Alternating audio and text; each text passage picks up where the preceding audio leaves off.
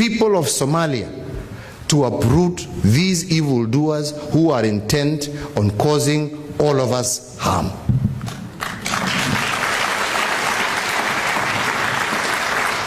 And I promise you, Kenya has no further designs or interests in any single part of Somalia. All we are interested in is peace, is security.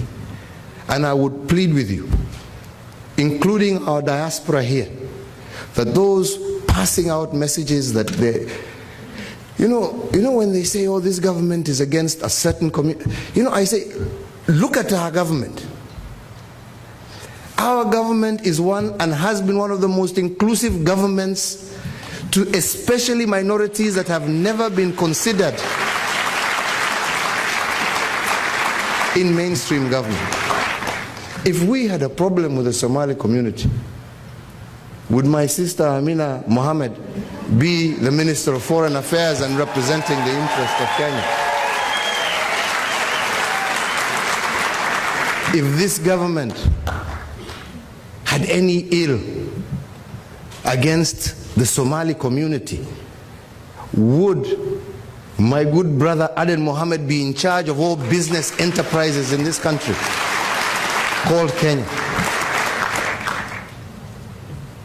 If this government had any harm against our Muslim brothers and sisters, would Najib Balala be the Minister of Mining in charge of all the extractive industries in our country? Surely you would be able to see our hand. Surely we would not have people like that in such critical areas. Would Aden Duale be the head of majority, the leader of majority in the Republic of Kenya? Were we hostile?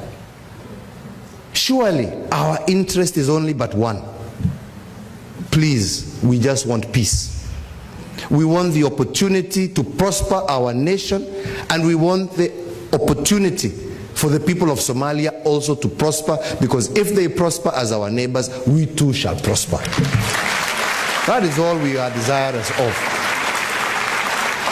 So those passing messages that then create despondency, or that's let's move on, no, we will not, we shall not, and we will never until such time we achieve those objectives.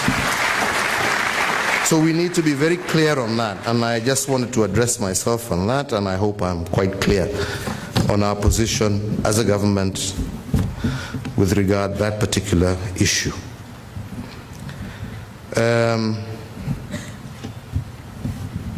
Na msiogope kuja nyumbani, kila kitu ni sawa.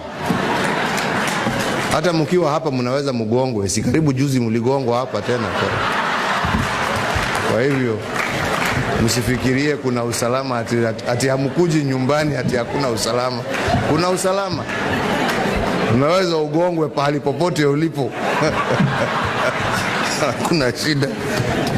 Njooni karibu nyumbani, mkuja likizo, hoteli ziko huko, mtembelee familia, mkule ugali, nini, dunia inaendelea, hakuna shida.